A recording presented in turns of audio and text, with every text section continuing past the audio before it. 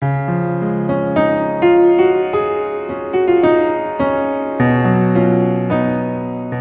asked me the first thing that I remember, and for some reason it's putting on my first pair of long pants. And that seems unusual because you can't imagine a kid in Champneys without having long pants. Probably the next one was somebody came for a visit. I think it was Uncle Jack. Uncle Jack and Madeline came for just the one only visit that they ever came. And they gave me some pennies. And I went down, interesting enough, and bought some meat for the family. Some luncheon meat for the family with the pennies. It was interesting that the money has never been a concern. Even then, money just wasn't important. I remember when my grandmother, Simmons, had come for a visit to our house, and I had my coat hung up on a rack. And when I pulled the coat off the rack, a vase came off one of the shelves and fell on the floor. And it must have been, extremely important, a relic. But that's, that's one item that I remember there. And the other one was quite interesting. The Gosses had a little shop, and they used to have barrels of apples. And it always stuck in my mind that one rotten apple spoils the barrel, and you could certainly see it because if there was a rotten apple in that barrel would have spoiled. Okay, the other one I remember growing up was when we went. Gordon went to get some capelin, and so we filled the boat with capelin, using a casting net. But what was interesting, it was our water line was only about this much from the water, and another boat, it was flat calm at the time, but even another boat passing would have sent a wave over the boat. That's how many capelin we had in the boat. Things like this stand out in your memory. But I do remember that graduating from high school, and then from there we went teaching in Charleston. And there were a couple of outstanding events there was riding, coming back on a bicycle in September, coming back on the train to Champneys in September, and then riding back to Charleston on the bicycle. I remember going to, I went to a movie in Port Rexton. It must have been on Saturday night, and a movie in Port Rexton, and then the movie finished at 11 o'clock at night, and then I left to go back to Charleston. Had to go over across the hills to Kings Cove. And Kings Cove had a flat tire, and it was cold. I remember getting into a truck that didn't have any doors on it, and sitting there waiting for daylight so I could fix the tire and go on to Charleston. But events like that stand out in your mind forever, really. When I finished school in Charleston, Father and Mother and Walter had moved into St. John's, so I rode the bicycle all the way to St. John's.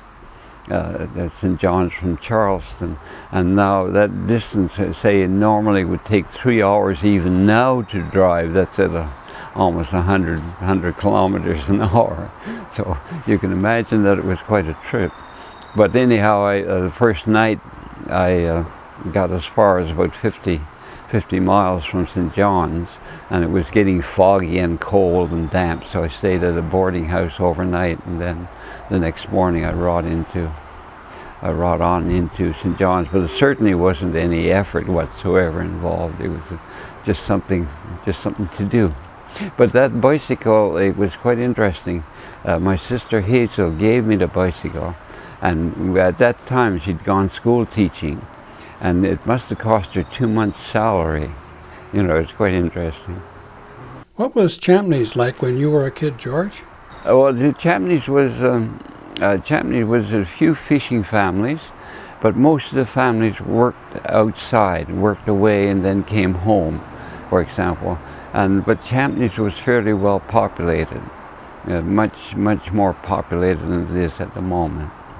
I remember when I was 9 years old, I, for some reason, decided I was going to see the world. And I was always interested in ocean currents, for example, ocean weather. And I don't know why this was, but anyhow, it was just in my inner self that it was just an urge to see the world. Yeah, but anyway, while we're talking about it, it was quite interesting. On this now, even at my age, going back to Champneys, approaching the house, that again it brought up that same urge to see the world, which was very curious, really, you know, because there's just no more of the world to see. But yet, I know if I grew up now, it would be exactly the same. It would have exactly the same urge to see the world. I went to work for an oil company, and of course it was ideal because they sent you around the world, and they sent you around the world with a very high salary, and also you're doing something that was important, or you're doing something you needed to be there, but yet it was something that was important. We did work on every continent in the world, including up in the Arctic, including the Gulf of Mexico, and a number of places in the U.S. and all over Australia, and in the Sahara Desert, and in the Middle East, in Yemen and other places like that. Quite interesting, of course, to see, especially in South America, to see the very poor people. And see the very poor people, but also the contrast of the extraordinarily rich people. This will always stand out in my mind. The suburbs there, for example, there's nothing in any city in Canada compared to the wealth that was visible in some of the suburbs. The 2 or 3% of the people had so much money, and 98% of the people had nothing. Really nothing. It really stood out. Because of that contrast in wealth, especially in South America, I became interested in economics, just what the economics was just all about, or how wealth was distributed. So I went back and I got a degree in economics while we were working in Calgary. We'd worked in Australia for 4 years, and then I got married in Australia, and then returned to Calgary in 1966. And between 1966 and 1967, we worked out of Calgary, still working for the oil company. And it was during those years that we worked in Peru, for example, and we worked all over in the Sahara and the other places. But also during these couple of years, we picked up the degree in economics just because I was interested. And it was interesting to be working full time and still going to university in Calgary. But part of the time I was working in South America, but every 6 weeks we'd fly back to Calgary and then have 3 weeks off, you know, but then go back and you work for 6 weeks and then come back, fly back again. And of course the oil companies didn't mind that at all. The expense of me flying back and forth was less than the expense of me moving a family to there, so they didn't mind me doing that. But it's quite interesting to go to university like that, to spend 6 weeks away and then 3 weeks at home and still be able to do it. What happened in Australia was I became convinced that the small business was the way to go. It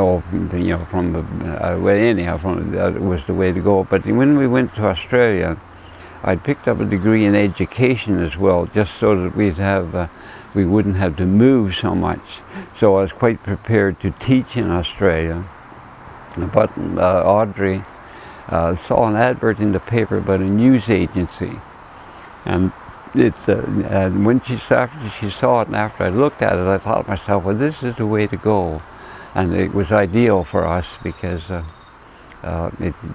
meant that we could work, and I didn't mind at all getting up early in the morning delivering papers.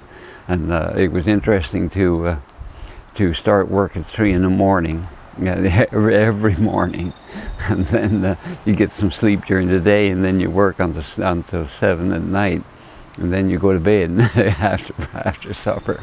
But it was still quite good. Why did you decide to retire in Newfoundland? Of course, what the main draw here was because of the temperature.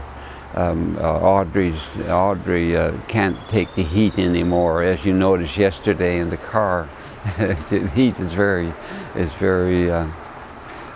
she just can't take the heat. And of course here it's cool, and we can keep the interior temperature cool. So here it's just ideal for us, and also because of the family being close, and somebody that if something happened to me, there would be somebody around that could look after things. So that's a major draw for here.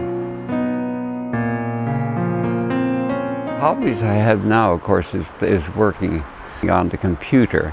But the main reason for the computer is to follow we have a fairly large investment in stocks. And of course with the computer you can keep up to date with that. So that occupies 2 or 3 hours every day, just keeping track of things.